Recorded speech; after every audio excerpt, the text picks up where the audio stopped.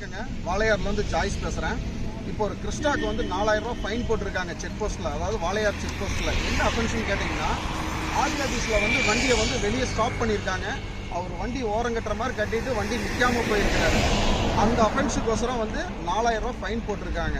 இப்போ நான் அதை வந்து எதுக்காக ஃபைன் போட்டிருக்கீங்கன்னு சொல்லி நான் கேட்குறக்காக வந்தப்போ அந்த அதிகாரியே வந்து சொல்கிறாரு, வண்டியை வந்து நான் குறுக்காட்டினேன் செக் போஸ்ட்டில், நான் நிப்பாட்டுறப்ப சொல்கிறப்போ அந்த வண்டி நிற்பாமல் போனதுக்கோசரம் நான் அந்த ஃபைன் போட்டிருக்கிறேன். நான் அந்த வண்டியை வர சொல்லுங்கள், கம்பல்சரி அவரோட பர்மிட் காப்பியில் வந்து சீல் இருந்துச்சுன்னா அந்த ஃபைனை வந்து கேன்சல் பண்ணிடுறேன் அப்படின்னே சொல்லியிருக்காரு.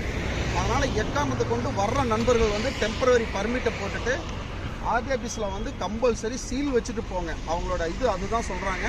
கம்பல்சரி எந்த வண்டியாக இருந்தாலும், சின்ன வண்டியாக இருந்தாலும் பெரிய வண்டியாக இருந்தாலும் நிப்பாட்டி சீல் வச்சுட்டு போங்கன்னு சொல்லியிருக்காங்க.